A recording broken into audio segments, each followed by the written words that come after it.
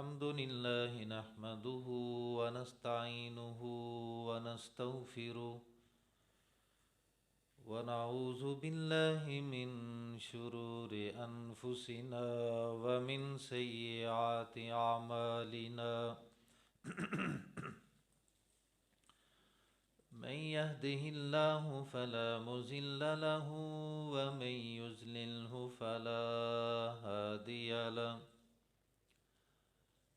أشهد أن لا إله إلا الله وحده لا شريك له وأشهد أن محمدًا عبده ورسوله أما بعد فإن خير الحديث كتاب الله وخير الهدي هدي محمد صلى الله عليه وسلم وشر الأمور محدثاتها وكل محدثة بدعة وكل بدعة ضلالة وكل ضلالة في النار إن الله وملائكته يصلون على النبي يا أيها الذين آمنوا صلوا عليه وسلموا تسليما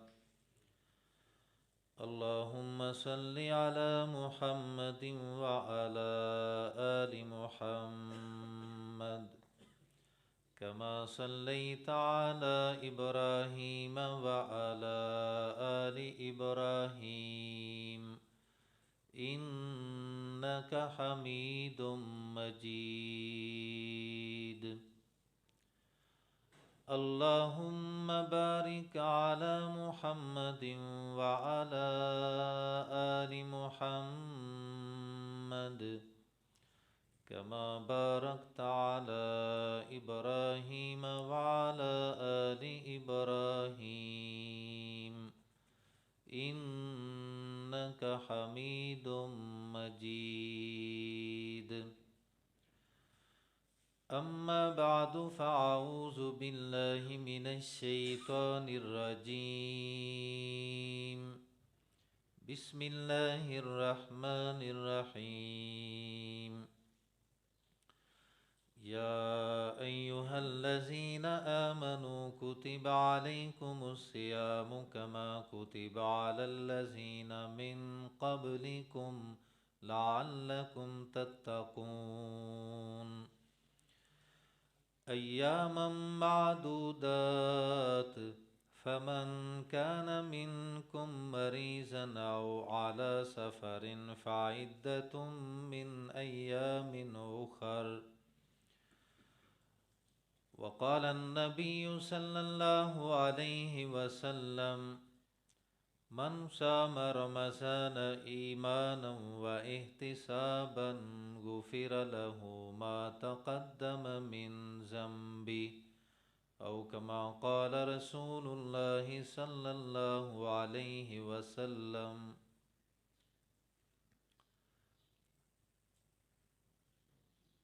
اللہ وحدہ لا شریک کی حمد و ثنا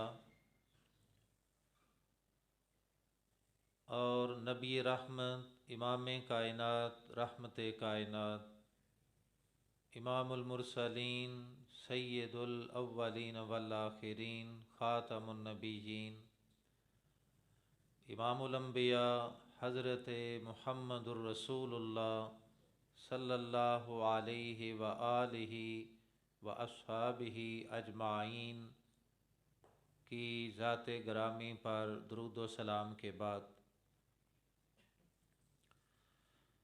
سورہ البقرہ کی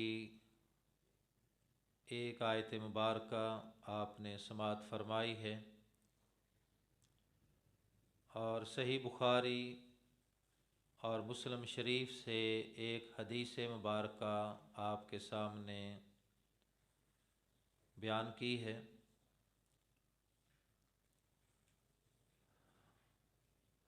سورہ البقرہ کی اس آیت میں اللہ پاک نے اہل ایمان کو روزوں کی فرضیت کے بارے میں تاکید اور روزوں کی فرضیت کا اعلان کیا ہے۔ یا ایھا الذین آمنوا کتب علیکم الصیام، اے ایمان والے لوگو روزے تم پر فرض کیے گئے ہیں۔ کما کتب علی الذین من قبلکم، جیسے تم سے پہلے لوگوں پر بھی روزے فرض تھے، مگر فرق یہ ہے کہ اللہ پاک نے رمضان المبارک کا پورا مہینہ روزوں کے ساتھ صرف آخری امت پر ہی یہ فریضہ لاگو کیا ہے۔ پہلی امتوں پر روزے تو فرض تھے، مگر رمضان کا پورا مہینہ کسی امت پر فرض نہیں تھا۔ اب یہ فرضیت ایسے ہی ہے جیسے کلمہ پڑھنے کے بعد فریضہ نماز ہے، ایسے ہی نماز کے بعد فریضہ رمضان ہے، اور ایسے ہی فریضہ زکوٰۃ ہے، اور ایسے ہی فریضہ حج ہے۔ یہ 5 ارکان جن پر عمل پیرا ہونے سے انسان اسلام میں داخل ہوتا ہے، اور ان کا کسی ایک کا انکار کرنے سے آدمی دائرہ اسلام سے خارج بھی ہو جاتا ہے۔ شہادتین، اللہ کی توحید، رسول اللہ صلی اللہ علیہ وسلم کی رسالت کی گواہی کے بعد سب سے پہلا فریضہ نماز پنجگانہ کے۔ یہ فریضہ موت تک کے لیے ہے، ساری زندگی کے لیے، اور اس میں کسی کے لیے کوئی رعایت اور کوئی گنجائش نہیں، سوائے اس کے کہ اگر نماز قضا ہوئی ہے تو اس کی ادائیگی بھی کرنی ہے۔ اسی طرح فریضہ رمضان ہے، مگر اس میں رخصت ہے مریض اور مسافر کے لیے عارضی طور پر۔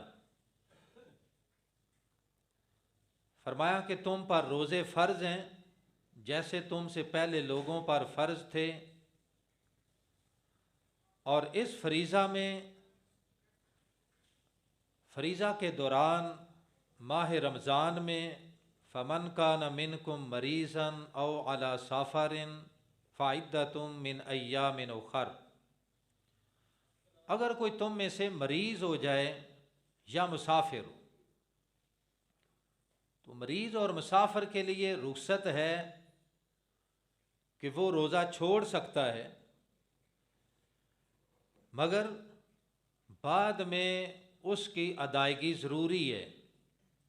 جتنے روزے رہ گئے حالت بیماری میں، آئندہ رمضان سے پہلے وہ روزے رکھنا ضروری ہیں۔ اس لحاظ سے رمضان المبارک کی فرضیت کی تاکید بڑھ جاتی ہے۔ فریضہ نماز کی جب باری آتی ہے تو اس میں مریض کو نماز چھوڑنے کی اجازت نہیں، مسافر کو نماز چھوڑنے کی اجازت نہیں۔ حالت سفر میں قصر ضرور ہے کہ آدھی پڑھ لو، سنتیں بھی معاف، نفل بھی معاف، فرض بھی آدھے، لیکن پڑھنی ہے، سفر میں بھی پڑھنی ہے، حضر میں بھی پڑھنی ہے۔ مگر رمضان کے روزوں کے بارے میں اللہ پاک نے رخصت ضرور دی ہے کہ حالت بیماری میں روزہ چھوڑ دو، حالت سفر میں روزے کی رخصت ہے، مگر بعد میں اس کی ادائیگی ضروری ہے۔ خواتین اپنے مخصوص ایام میں نماز نہیں پڑھ سکتیں، روزہ نہیں رکھ سکتیں،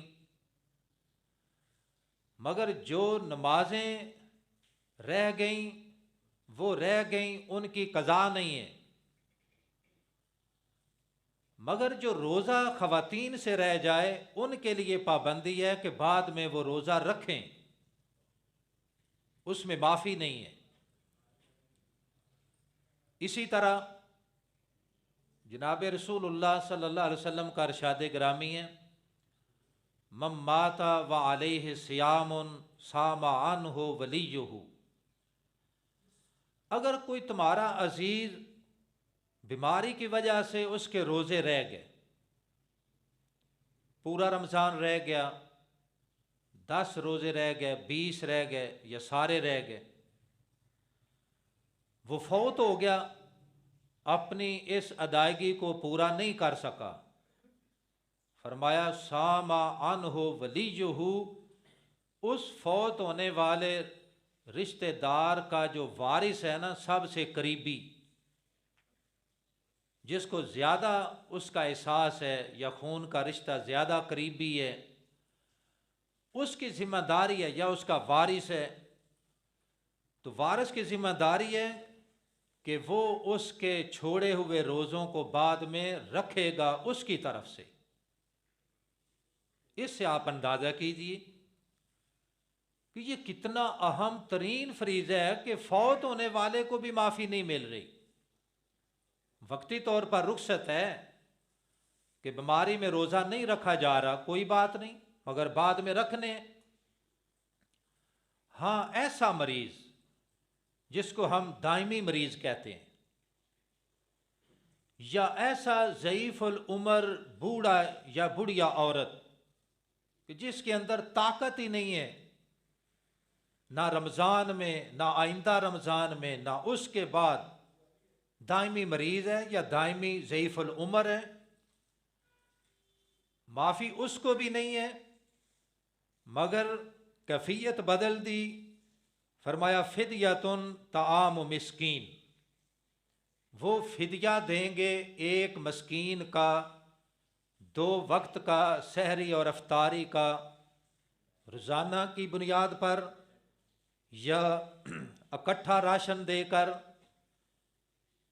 اس کی طرف سے یہ ادائیگی اس صورت میں ہو سکتی ہے، مگر معافی نہیں ہے۔ فدیہ دے کر وہ اپنے اس فریضے کی ادائیگی کرنا پڑے گا۔ اسی طرح ایسی خواتین جو حاملہ ہیں یا دودھ پلاتی ہیں، اس حالت میں روزہ رکھنا مشکل ہے، تو وہ بھی بعد میں اس روزے کی قضا دیں گی، بعد میں روزہ رکھیں گی، معافی نہیں ہے۔ حالت سفر میں رخصت ضرور دی، مگر ساتھ یہ بھی فرمایا وَأَن تَصُومُوا خَيْرٌ لَكُمْ، سفر میں روزہ رکھ لو تو بہتر ہے۔ بیماری میں رخصت ضرور دی کہ چھوڑ سکتے ہو، مگر فرمایا وَأَن تَصُومُوا خَيْرٌ لَكُمْ، بیماری میں بھی روزہ رکھ سکتے ہو تو یہ زیادہ بہتر ہے۔ جو ڈاکٹر منع کرتے ہیں نا مریضوں کو کہ روزہ نہیں رکھنا، اب یہ مریض اپنا فیصلہ خود کرتا ہے، ڈاکٹر نہیں کر سکتا۔ مریض فیصلہ کرے گا کہ کیا میں روزہ رکھ سکتا ہوں۔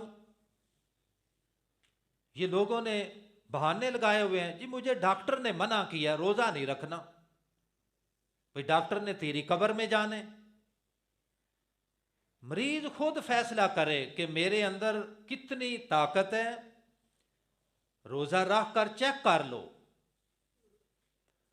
اگر دن کے کسی حصے میں حالت غیر ہو گئی، خراب ہو گئی، روزہ رکھا ہوا ہے، رمضان کا فرض روزہ ہے، تو اللہ تعالیٰ فرماتے ہیں میں کسی جان پر اس کی طاقت سے زیادہ بوجھ نہیں ڈالتا کہ روزہ رکھ کر تم موت کے منہ میں چلے جاؤ، مریض کی حالت خراب ہو گئی ہے، روزہ افطار کر دو، کوئی گناہ نہیں، بعد میں اس کی قضا ہے۔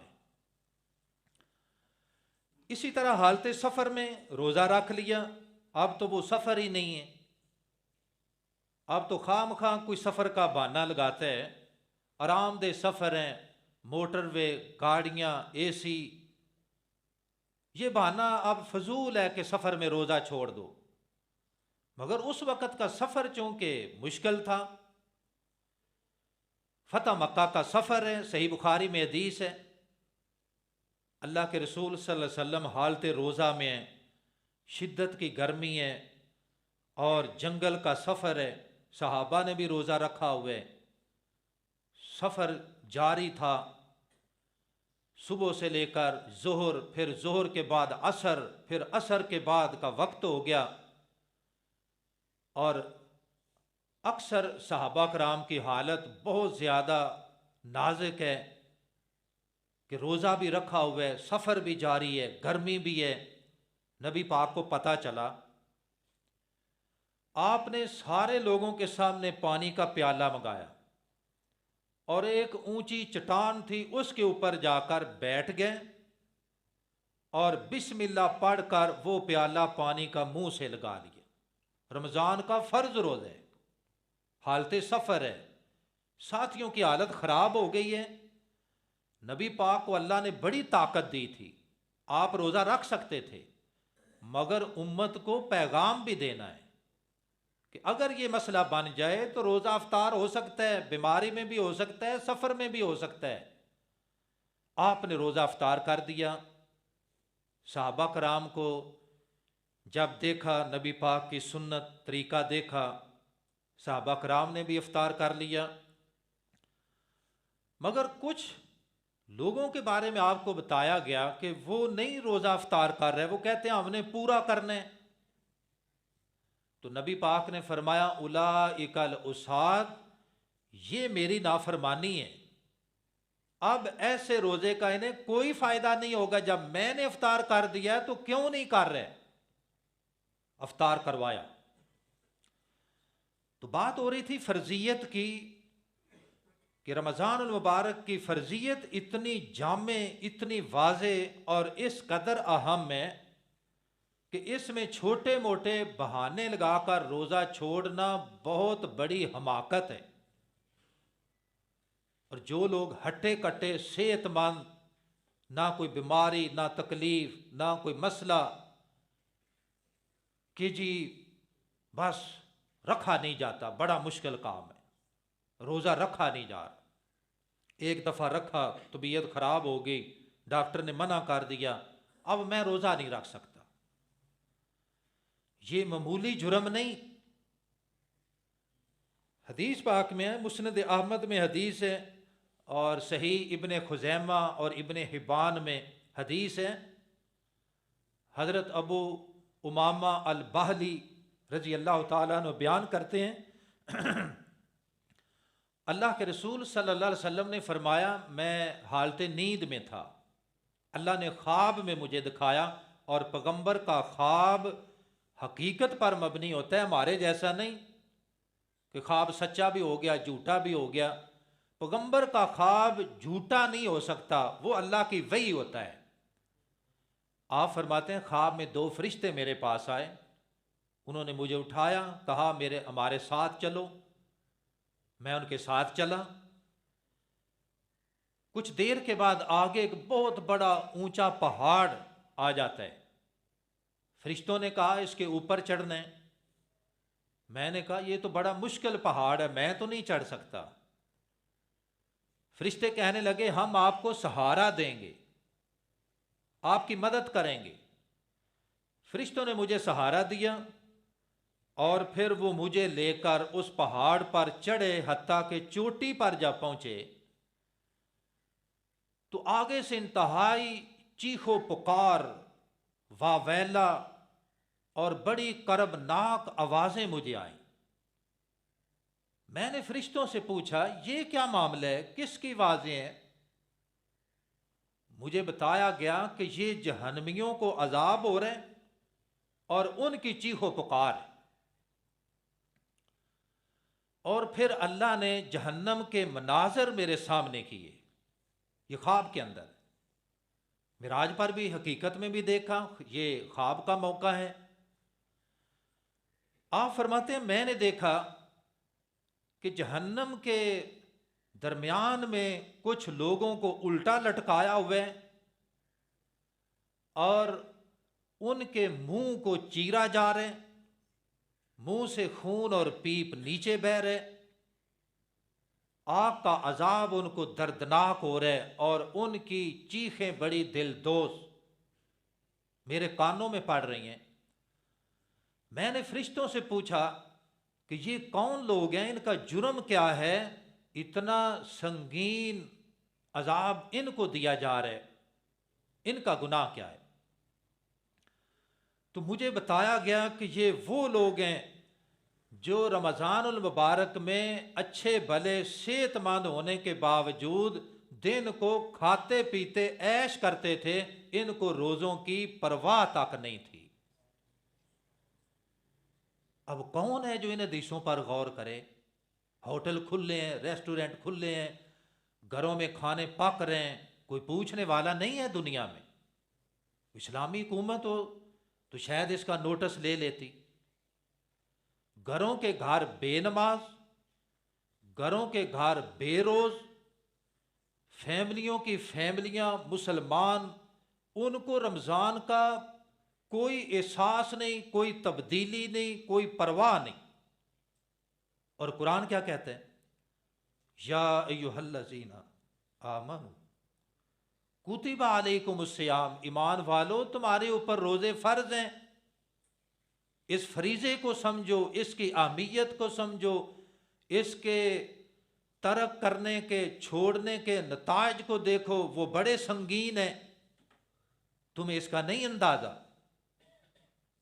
ایک طرف سخت عذاب ہے اور دوسری طرف بشارتیں بھی ہیں کہ صبح سحری سے لے کر افطاری تک بھوکا پیاسا بھی رہنا ہے، ہر غلط کام سے رکنا بھی ہے، گالی گلوچ سے، جھوٹ سے، غیبت سے، ان چیزوں سے بچنا بھی ہے، صلہ رحمی کرنی ہے، اور ذکر و فکر، تلاوت، رات کو تراویح، صبح سحری کے ٹائم اٹھنا، یہ پورے مہینے کی ایک ٹریننگ ہے اور بڑی سخت ٹریننگ ہے۔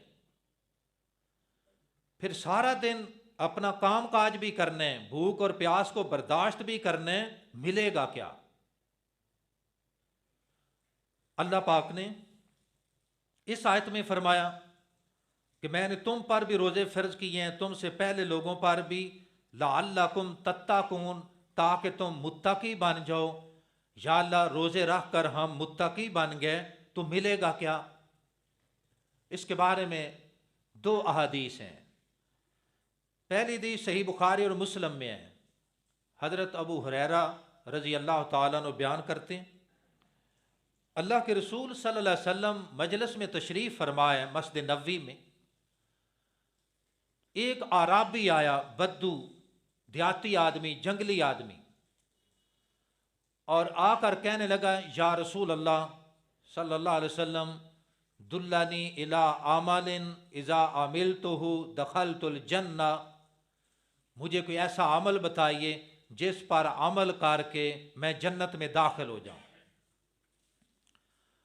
فقال رسول اللہ صلی اللہ علیہ وسلم ان تشہد ان لا الہ الا اللہ وان محمد رسول اللہ صلی اللہ علیہ وسلم، فرمایا کہ پہلا کام یہ ہے کہ تم اس بات کی گواہی دو کہ اللہ کے علاوہ کوئی معبود نہیں، محمد صلی اللہ علیہ وسلم اللہ کے رسول ہیں۔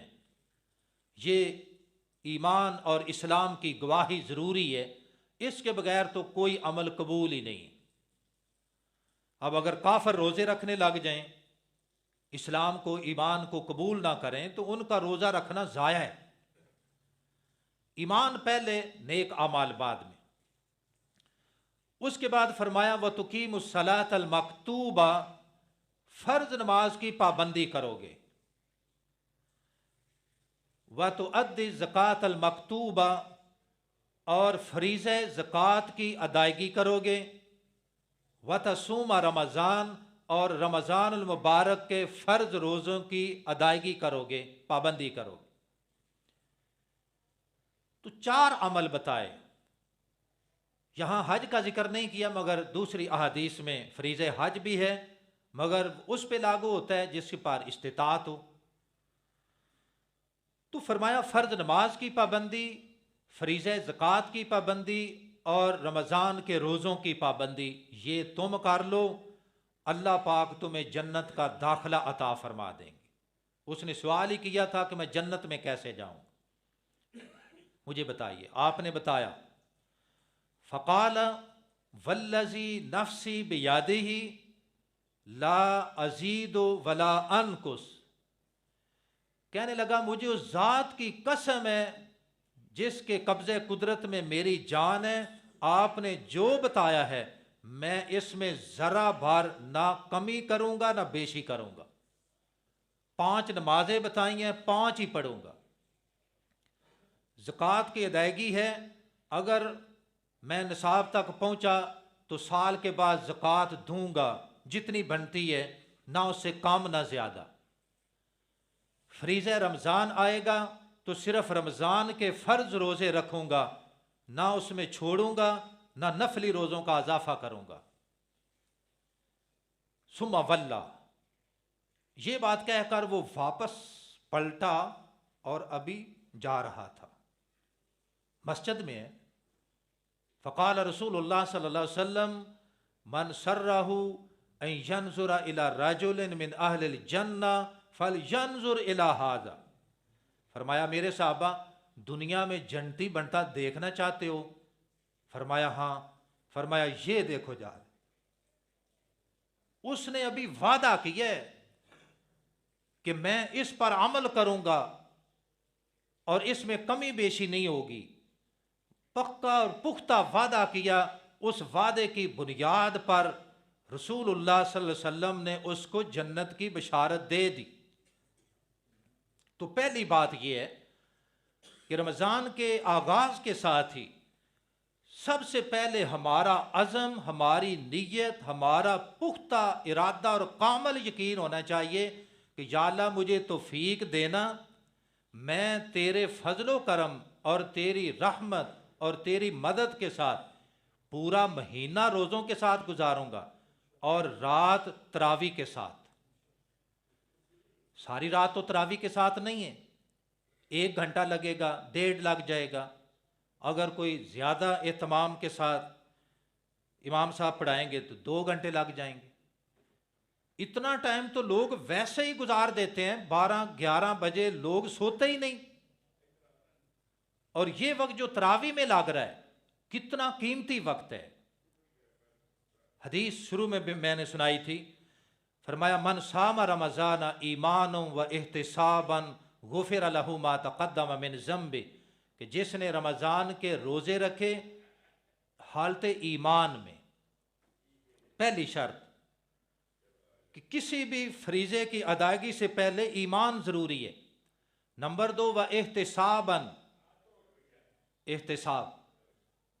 احتساب کے 3 معنی مفسرین نے بیان کیے ہیں۔ پہلا معنی یبتغی لوجہ اللہ، اللہ کی رضا کے لیے، جو بھی ہم عمل کرتے ہیں، نماز پڑھتے ہیں اللہ کی رضا کے لیے، جمعہ پڑھنے آئے ہیں اللہ کی رضا کے لیے، رمضان آ گیا روزہ رکھا ہوا ہے تو اللہ کی رضا کے لیے۔ دوسرا معنی احتساباً، ثواب کی نیت، کہ جو بھی انسان نیک عمل کرتا ہے اس کے پیچھے دعا ہوتی ہے کہ یا اللہ اس کو قبول فرما اور اس کے بدلے میں مجھے اجر و ثواب عطا فرما۔ روزے کا اجر و ثواب کتنا ہے، بات پھر دوسری طرف نکل جائے گی۔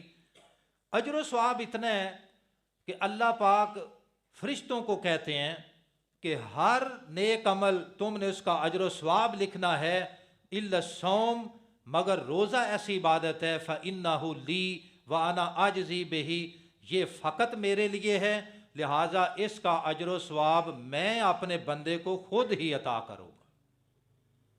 اور اس کا ایک مطلب مفسرین نے یہ بھی بیان کیا ہے کہ فرشتے روزے کا اجر و ثواب لکھ ہی نہیں سکتے، اگر لکھ سکتے ہوتے تو اللہ پاک کہہ دیتے کہ لکھ دو، نہیں لکھنا، میں خود دوں گا۔ کب دوں گا؟ جب میرا بندہ میرے پاس آئے گا، مجھ سے ملاقات کرے گا، اس وقت اللہ پاک اپنے بندے کو روزے کا اجر و ثواب دیں گے۔ تو پھر انسان یہ خواہش کرے گا کہ کاش میں ساری زندگی روزے رکھتا رہتا۔ ساری زندگی روزہ نہیں ہے، 11 مہینے چھٹی ہے، صرف 1 مہینہ پابندی ہے۔ تو فرمایا دوسرا مطلب اجر و ثواب ہے، اور تیسرا مطلب احتساباً کا یہ ہے کہ اے اللہ ایمان و احتسابا، کہ روزہ رکھا ایمان کے ساتھ اور خوش دلی کے ساتھ۔ تیسرا معنی احتساب کا یہ ہے کہ انسان روزوں کو بوجھ نہ سمجھے۔ کئی لوگ ہو سکتا ہے مجبور ہو جائیں کہ گھر والوں نے روزہ رکھا ہوا ہے، محلے میں سب نے روزہ رکھا ہوا ہے، اب تو شاید مجھے رکھنا پڑے گا، شاید مجھے سحری کے بعد شام تک کھانا نہ ملے تو میں روزہ رکھ لوں۔ یہ مجبوری کا روزہ کیا روزہ ہے؟ ہر عمل اس میں انسان کی خوش دلی ضروری ہے۔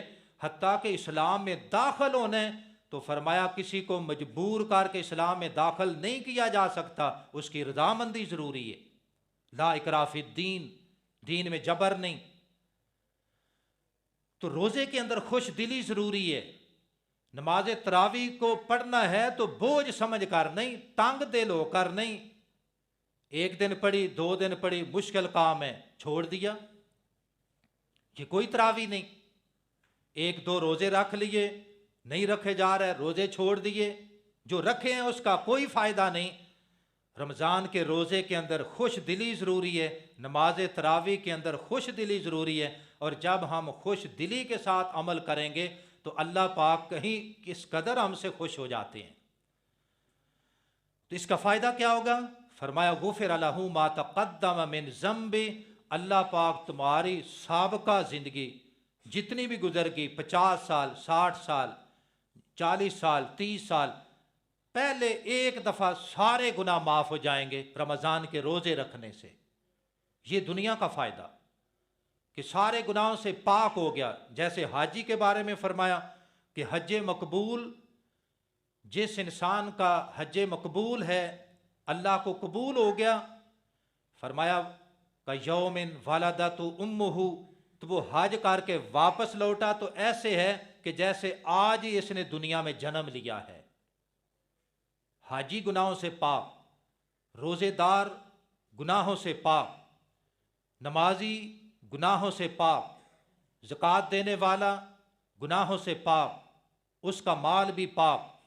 یہ فرائض ہیں جو ہمیں گناہوں سے پاک کر دیتے ہیں، اور جب ہم گناہوں سے پاک ہو گئے، اسی پاکیزگی کی حالت میں دنیا سے چلے گئے، تو پھر قیامت کے دن اللہ پاک اس بندے کے لیے اسپیشل جنت میں ایک دروازہ رکھ دیے جس کا نام ہے باب الریان، کہ یہ میرا پاک بندہ، روزوں کے ذریعے گناہوں سے پاک، نمازوں کے ذریعے گناہوں سے پاک، صدقہ و خیرات کر کے گناہوں سے پاک، یہ ہر لحاظ سے پاک ہے۔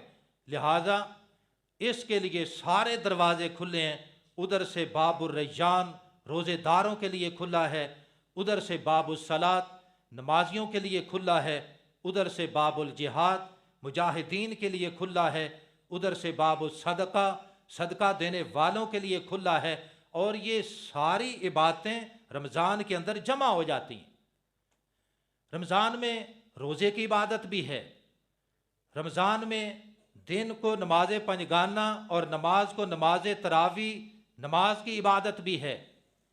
رمضان میں نفلی صدقہ اور آخری عشرے میں صدقۃ الفطر، یہ صدقے کا فریضہ بھی رمضان میں، یہ عبادت بھی ہے۔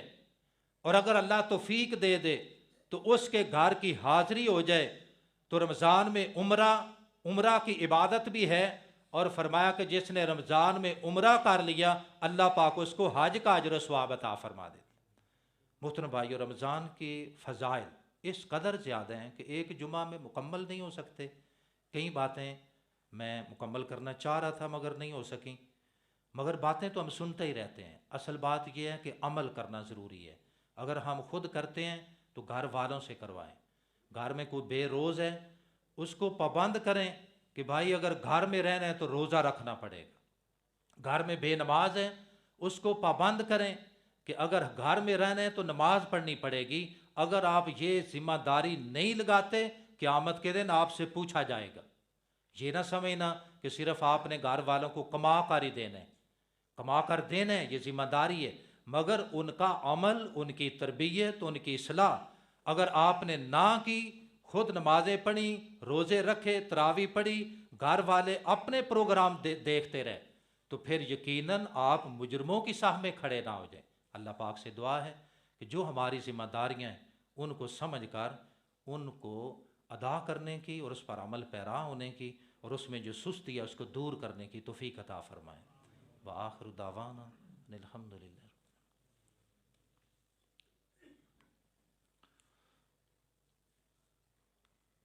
ان الحمد للہ الحمد للہ نحمده ونستعینه ونستغفره ونعوذ باللہ من شرور انفسنا ومن سیئات اعمالنا من يهده الله فلا مضل له ومن يضلل فلا هادي له. اشهد ان لا اله الا الله وحده لا شريك له واشهد ان محمدا عبده ورسوله. اما بعد فان خير الحديث كتاب الله وخير الهدي هدي محمد صلى الله عليه وسلم وشر الامور محدثاتها وكل محدثة بدعة وكل بدعة ضلالة وكل ضلالة في النار. بس دو چھوٹی سی باتیں ہیں اصلاح کے لیے. پہلی بات تو ہے زلزلہ کے حوالے سے کہ اللہ پاک یہ اپنی قدرت کی جو نشانیاں ہم کو دکھاتے ہیں نا، یہ فقط ہماری اصلاح کے لیے ہوتی ہیں. اللہ پاک فرماتے ہیں کہ ہم لوگوں کی اصلاح کے لیے پہلے چھوٹے عذاب بھیجتے ہیں کہ شاید لوگ ٹھیک کر لیں اپنے آپ کو. اگر لوگ پرواہ نہیں کرتے تو پھر بڑا فیصلہ کن عذاب بھی آ جاتا ہے. اور ترکی کے لوگوں کا حال ابھی ہم سے دور نہیں ہے. چند دن پہلے جو یہاں پاکستان میں یا دیگر ممالک میں زلزلے کے شدید جھٹکے لگے ہیں نا، یہ اللہ پاک نے لوگوں کو جھنجھوڑا ہے کہ اپنے آپ کو ٹھیک کر لو. اور لوگوں کا حال دیکھو کہ نماز کے لیے جب اذان ہوتی ہے تو لوگ گھروں سے نہیں نکلتے سوائے چند نمازیوں کے، مگر جب زلزلے کا جھٹکا لگا تو ساری جمع پونجی چھوڑ کر، بیوی بچے چھوڑ کر، چلتے ہوئے ٹی وی چھوڑ کر، اپنے جوتے چھوڑ کر باہر گلیاں بھر گئیں کہ ہم بچ جائیں. تو کیا ایسے ہم بچ سکتے ہیں؟ اگر اللہ نکلنے کا موقع ہی نہ دے تو کون بچ سکتا ہے؟ پہلی بات اصلاح کی یہ ہے کہ اس وقت بھاگنا نہیں تھا بلکہ وہی کام کرنا تھا جو یونس علیہ السلام کی قوم نے کیا. یونس علیہ السلام کی قوم پر جب عذاب آیا تو اللہ پاک فرماتے ہیں واحد قوم ہے جس پر آیا ہوا عذاب ٹل گیا. کیوں ٹل گیا؟ ساری قوم ہی سجدے میں گر گئی، بھاگے نہیں. جو جہاں تھا سجدے میں ہی گر گیا. اگر ہم سجدہ میں گر جائیں تو یقین کیجئے یہ ساری آفتیں ٹال سکتی ہیں. یہ بے وقت کی بارشیں، یہ زلزلے کے جھٹکے، یہ مہنگائی، یہ عذاب ہے. اور اس عذاب سے بچنے کا ایک ہی حل ہے کہ انسان سب سے زیادہ اگر قریب ہوتا ہے اللہ کے تو وہ حالت سجدہ میں ہوتا ہے. تو ایک اصلاح زلزلے کے والے سے تھی کہ ہمیں اس وقت اللہ سے توبہ استغفار کرنے کی ضرورت تھی، مسجد میں حاضری کی ضرورت تھی. مگر لوگ باہر بھاگے، پھر گھر میں آ گئے، پھر سو گئے، اور فجر میں کوئی بھی نہیں آیا سوائے ان نمازیوں کے جو پہلے سے آ رہے ہیں. نہ کوئی عشاء میں آیا نہ فجر میں آیا، لوگ اپنی مستی میں. دوسرا مسئلہ، بعض اوقات جمعہ میں کبھی مسئلے کا علم نہیں ہوتا یا بھائی غفلت میں اونچا بولنے لگ جاتے ہیں یا ایک دوسرے کا حال پوچھنے لگ جاتے ہیں، تو یہ بھائی غلط ہے. جمعہ کے دوران آپ کسی کا حال بھی نہیں پوچھ سکتے. کوئی بول رہا ہے تو اس کو چپ نہیں کروا سکتے، کسی سے بات نہیں کر سکتے، سلام دعا نہیں لے سکتے، بلکہ آئیں خاموشی کے ساتھ آئیں، 2 رکعت پڑھ کر بیٹھ جائیں اور خطبہ سنیں. اسی عمل کے اندر ہی جمعہ کی قبولیت ہے اور اللہ پاک کی رضا ہے. اللہ پاک ہمیں ان باتوں کو سمجھنے کی، عمل کی توفیق عطا فرمائے. ان اللہ یأمر بالعدل والإحسان وإیتاء ذی القربى وینہی عن الفحشاء والمنکر والبغی یعظکم لعلکم تذکرون اذکروا اللہ یذکرکم ولذکر اللہ اکبر سبحان ربک رب العزۃ عما یصفون وسلام علی المرسلین والحمد للہ رب العالمین.